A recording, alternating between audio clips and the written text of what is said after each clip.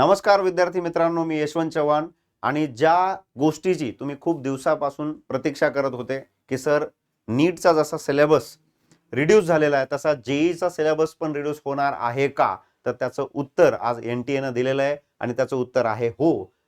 NTA ने JEE men's 2024 करिता जो सिलेबस दिलेला आहे तो सुद्धा रिड्यूस्ड सिलेबस आहे आणि हा रिड्यूस्ड सिलेबस जर तुम्ही व्यवस्थित याचा अभ्यास जर केला तर फिजिक्स आणि केमिस्ट्री ह्या दोन विषयांसाठीचा एनएमसी ने नीट परीक्षेसाठी जो सिलेबस दिलेला आहे तो तसाच सिलेबस एनटीए ने सुद्धा जेई मेन्स 2024 साठी दिलेला आहे.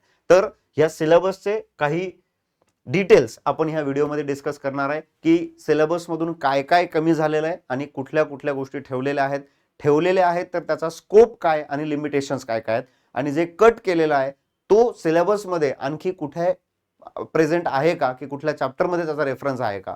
तर मित्रांनो तुम्हाला या ठिकाणी दिसेल फिजिकल केमिस्ट्रीचे जसे नीटच्या एका व्हिडिओमध्ये सुद्धा मी डिस्कस केलेले आहेत की यांचे जे चॅप्टर्स आहेत हे टोटल चॅप्टर्स जे केमिस्ट्रीचे 30 चॅप्टर्स होते त्या 30 पैकी आता ऑलमोस्ट 21 to 22 चॅप्टर्स राहिलेले आहेत. तसेच सिलेबस मध्ये 20 चॅप्टर्स तुम्हाला दिसत आहेत पण एनसीईआरटीच्या बुक नुसार जर आपण गेलो तर रेडॉक्स आणि इलेक्ट्रोकेमिस्ट्री एकत्र केलेला आहे.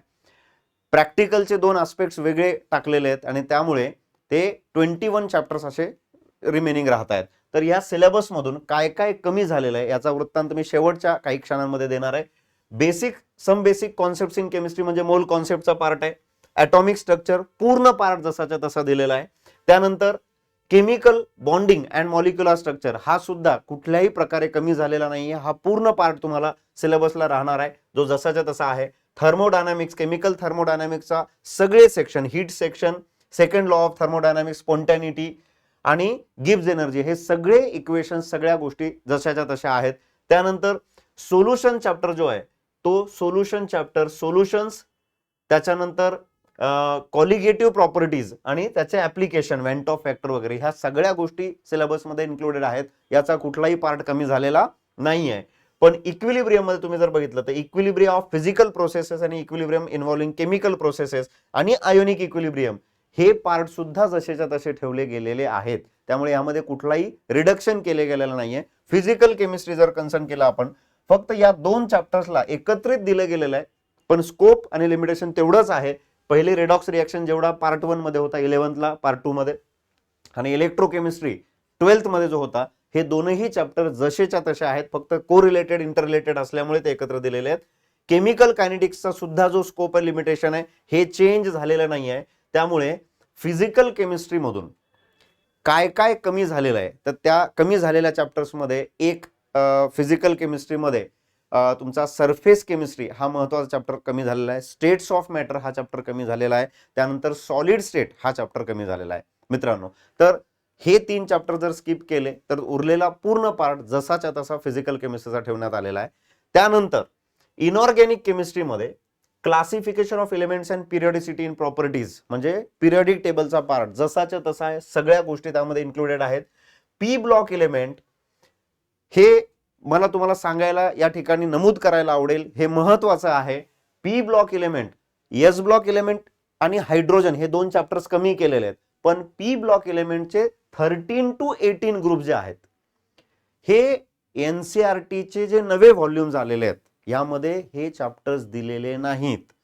पण या दोनही परीक्षा नीट आणि जेईच्या या सिलेबस मध्ये ह्या चॅप्टरचे काही पॉइंट्स टाकण्यात आलेले आहेत. ही सगळ्यात महत्त्वाची गोष्ट आहे. त्यामुळे जुने एनसीईआरटी तुम्हाला याच्यासाठी रेफर करावे लागू शकतात आणि त्यामध्ये general introduction electronic configuration general trends in physical chemical properties of elements across the period and down the groups हा वाला पार्ट म्हणजे सगळ्या physical and chemical properties of elements जसाच्या तसा आहेत. Unique behaviour of the first element in each group म्हणजे anomalous बिहेवियरचा part आहे. त्यामुळे कंपाऊंड जे आहेत कंपाऊंडचे method of preparation chemical properties uses हा वाला पार्ट पूर्ण कमी झालेला आहे. पण हे बाकीचे पार्ट जर करायचे असतील तर तुम्हाला जुने एनसीईआरटी रेफर करावं लागू शकतं आणि ते करायचंच आहे कारण नवीन एनसीईआरटी मध्ये तुम्हाला हा पार्ट भेटणार नाही. D and F block element पूर्ण आहे. लॅन्थेनाइड आणि ऍक्टिनाइड सगळ्या याच्यासोबत आणि कोऑर्डिनेशन कंपाऊंड पूर्ण दिलेला आहे. त्यामुळे इनऑर्गॅनिक केमिस्ट्री कन्सर्न केला तर हायड्रोजन एस ब्लॉक पी ब्लॉकचा अर्धा पार्ट आणि इन्व्हायरमेंटल केमिस्ट्री सुद्धा हा पार्ट कमी झालेला आहे बेटा. त्यामुळे या सगळ्या गोष्टींना थोडंसं अधोरेखित करू इच्छितो मी की जे चॅप्टर्स ओमिट झालेले आहेत, डिलीट झालेले आहेत, त्या चॅप्टर्स मधले काही पॉइंट्स तुमच्या ह्या सिलेबसमध्ये थोडा व्यवस्थित हा सिलेबस आपल्याला बघायचा आहे आणि तिथून पुढे आपल्याला त्या गोष्टी करायच्या आहेत. तर याचे काही डिटेल्स ऑर्गॅनिक केमिस्ट्रीमध्ये 11th मध्ये जर पार्ट कन्सिडर केला तर याचे दोन भाग बनवलेले आहेत. Purification and characterisation of organic compound म्हणजे प्रॅक्टिकल ऑर्गॅनिक केमिस्ट्री, ज्याला क्वालिटेटिव्ह आणि क्वांटिटेटिव्ह अनालिसिस आपण म्हणतो, तो एक भाग वेगळा चॅप्टर म्हणून या ठिकाणी दिलेला आहे. आणि दुसरा जो पार्ट आहे some basic principles of organic chemistry, जो पूर्ण पार्ट होता ज्यामध्ये हे दोन्ही पार्ट इन्क्लुडेड, आता त्याला सेपरेट या सिलेबस मध्ये दाखवण्यात आलेला आहे. त्यामध्ये नॉमेनक्लेचर, आयसोमेरिझम, जीओसी आणि टाइप्स ऑफ रिएक्शन्स हा पूर्ण पार्ट कव्हर झालेला आहे. म्हणजे या पार्ट मध्ये कमी काही झालेलं नाही, फक्त दोन वेगवेगळ्या नावांनी सिलेबस मध्ये हा देण्यात आलेला आहे. हायड्रोकार्बनचा alkane alkene alkyne aromatic hydrocarbons complete part आहे. त्यानंतर organic compounds containing nitrogen, halogen, oxygen आणि नायट्रोजन म्हणजेच तुमचे halo alkane, haloarene, alcohol phenol ethers, aldehyde ketone carboxylic acids आणि अमाइन्स, हे चारही चॅप्टर्स जसेच्या तसे आहेत. कुठलाही भाग यातला कमी झालेला नाहीये. फक्त कार्बोक्सिलिक ऍसिड मध्ये त्यांनी देत असताना कार्बोक्सिलिक ऍसिडचे फक्त acidic strength and factors affecting it असा पार्ट दिलेला आहे. पण तरी सुद्धा तुम्हाला carboxylic acid related to other parts हा करून ठेवायचा आहे. ऑर्गॅनिक कंपाऊंड्स कंटेनिंग नायट्रोजन मध्ये general methods of preparation and properties of uses of amines आणि डायॲझोनियम सॉल्टच्या सगळ्या रिएक्शन, म्हणजे ऑलमोस्ट हा सगळा जसाच्या तसा पार्ट आहे. बायोमॉलिक्युल्स पूर्ण carbohydrates, proteins, vitamins, nucleic acids, enzymes, hormones हा सगळा संपूर्ण पार्ट या ठिकाणी टाकलेला आहे. आणि शेवटचा जो पार्ट आहे त्यामध्ये प्रिन्सिपल्स रिलेटेड टू प्रॅक्टिकल केमिस्ट्रीमध्ये मोहर सॉल्ट, त्यानंतर carbonyl compound, hydroxylic detection of these functional groups, practical केमिस्ट्रीचा पार्ट, ऑर्गॅनिक कंपाऊंडचा काही पार्ट आहे, इनऑर्गॅनिकचा काही पार्ट आहे, रॅडिकल क्वालिटेटिव्ह अनालिसिस मध्ये विचारलेत कॅटायन्स आणि अनायन्स, आणि काही फिजिकलचे parameters, enthalpy of solution of copper sulphate, enthalpy of neutralisation of strong acid, strong bases, preparation of lyophilic and lyophobic sols. जसं मी माझ्या नीटच्या व्हिडिओमध्ये सुद्धा तुम्हाला सांगितलं होतं की सरफेस केमिस्ट्री जरी काढलेला असेल तरी सरफेस केमिस्ट्रीचा जो प्रॅक्टिकल ओरिएंटेड पार्ट आहे, लायोफिलिक आणि लायोफोबिक सोल्सचा प्रिपरेशन मेथडचा पार्ट यामध्ये इन्क्लूड केलेला आहे. त्यामुळे तो पूर्ण चॅप्टर नाही गेलेला आहे, त्याचा काही भाग या प्रॅक्टिकल केमिस्ट्रीमध्ये टाकलेला आहे.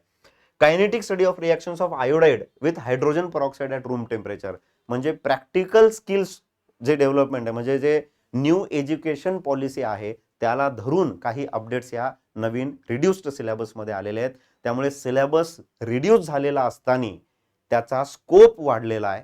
विचारण्याच्या मर्यादा थोड्याशा वाढू शकतात आणि लिमिटेशन जरी असतील तरी आपल्याला आहे त्या परिस्थितीमध्ये क्वेश्चनची डिफिकल्टी लेवल जर वाढली तर त्या लेवलसाठी सुद्धा आपण प्रिपेअर्ड पाहिजे. तर हे सगळे जे अपडेट्स आहेत हे केमिस्ट्रीच्या रिलेटेड आहेत. फिजिक्सचा व्हिडिओ लवकरच तुम्हाला भेटेल, मॅथेमॅटिक्सचा सुद्धा व्हिडिओ तुम्हाला लवकरच देण्यात येणार आहे. त्यामुळे सर्व विद्यार्थ्यांना टीम साकारकडून ह्या रिड्युस्ड सिलेबस आणि येणाऱ्या जेईच्या परीक्षेसाठी ऑल दी बेस्ट.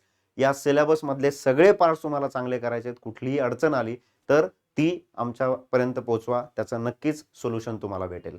सो एक्झामसाठी ऑल दी बेस्ट. आणि फॉर्म कसा भरायचा, त्या डेट्स आणि त्याचे जे डिटेल्स आहेत याचा एक सेपरेट व्हिडिओ तुम्हाला यूट्यूब चॅनलला मिळेल. नमस्कार.